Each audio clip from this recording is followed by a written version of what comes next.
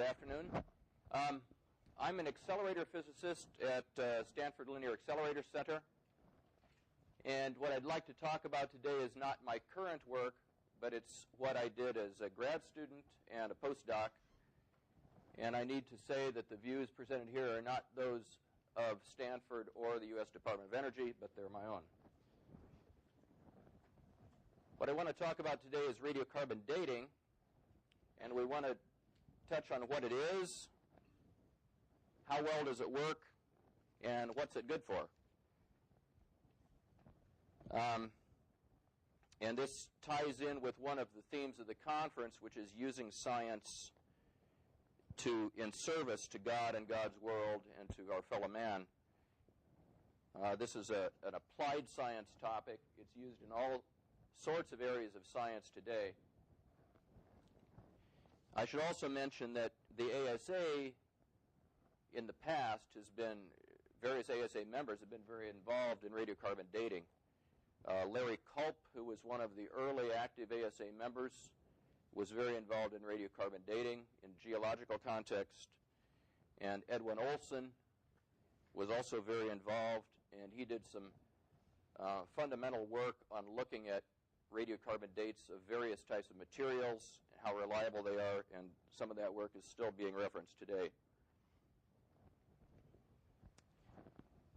Radiocarbon was discovered, or the radiocarbon dating method was discovered by Willard Libby in the late 1940s, and he received the Nobel Prize for that in 1960.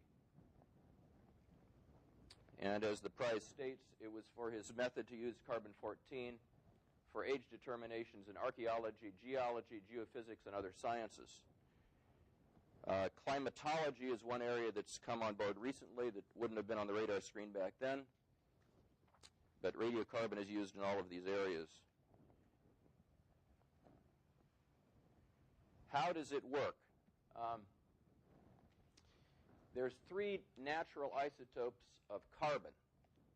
Carbon-12 is the normal carbon that we all think of, 6 protons and 6 neutrons.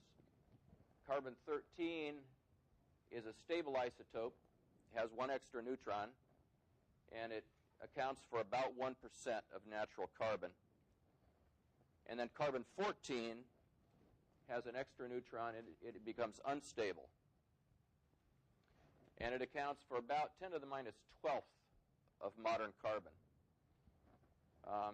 The decay process is to nitrogen-14 by beta decay, which is electron emission. So a neutron in the radiocarbon turns into a proton plus an electron. The electron is ejected, and also an electron antineutrino.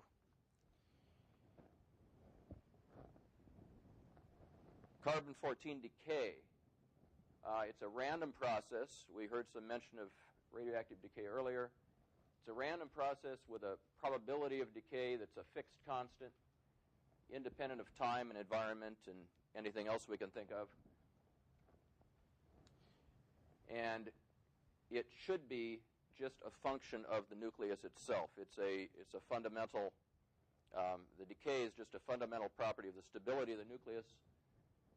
And as long as the nucleus is unchanged, the decay rate, the decay probability should be unchanged. This is the probability for a single carbon-14 nucleus to decay. If you take a large number of them and put them together in an ensemble, you have a certain decay rate of the atoms in your collection.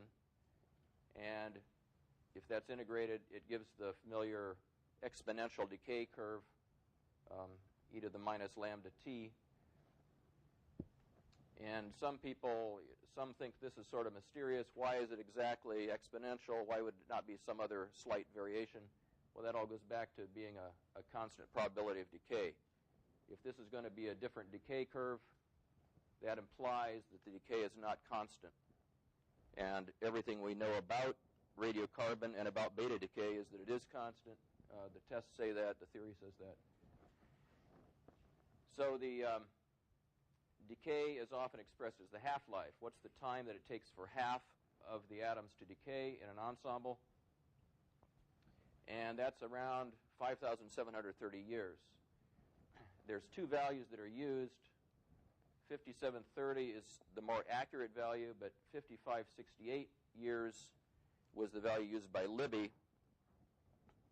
And that is still used for historical reasons, and then corrections are made to get correct numbers from that. Carbon-14 production. It's produced in the upper atmosphere. It's a cosmogenic isotope, which means it's produced by cosmic rays. The cosmic rays hit nuclei in the upper atmosphere and break them up, releasing neutrons. And these low-energy neutrons, eventually, some of them hit nitrogen-14, and they're absorbed in what's called an NP reaction. Neutron comes into the nitrogen-14, turns it into carbon-14 plus a proton. And this accounts for about 99% of the carbon-14 production. A little bit of it comes from some other things, from N-alpha reactions on oxygen-17 and from some other things. But almost all of it in the atmosphere is due to spallation products on nitrogen-14. And the atmosphere having a lot of CO2, and then the oceans having a lot of carbon storage, all of that buffers any slight variations you have in production. So the atmospheric level of radiocarbon stays fairly constant with time. And the first assumption that was done by Libby was to assume the atmospheric level is always constant, and you can get pretty good dates by just assuming that with no other corrections.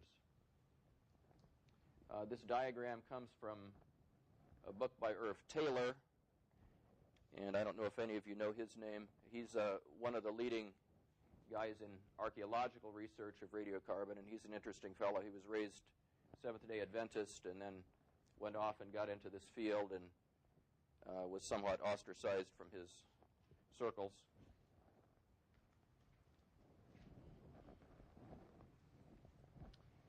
The principle of radiocarbon dating, as I mentioned,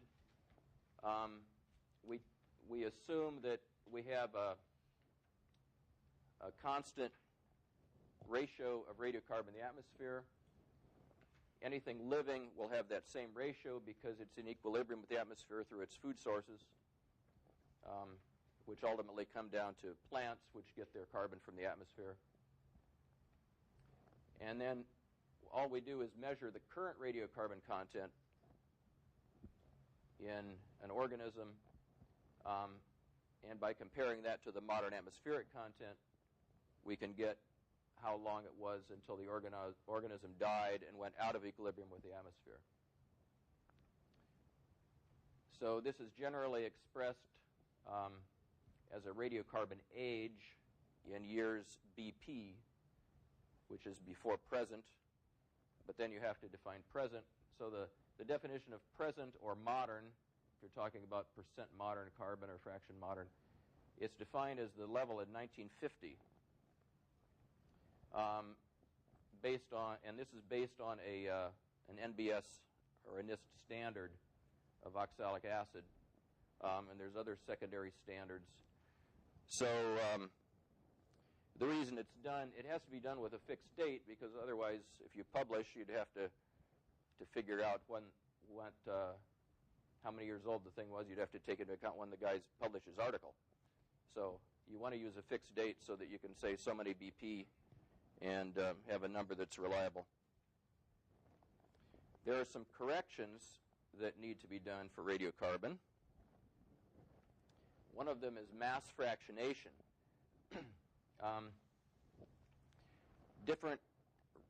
Radiocarbon is heavier than carbon-12. 14 is heavier than 12.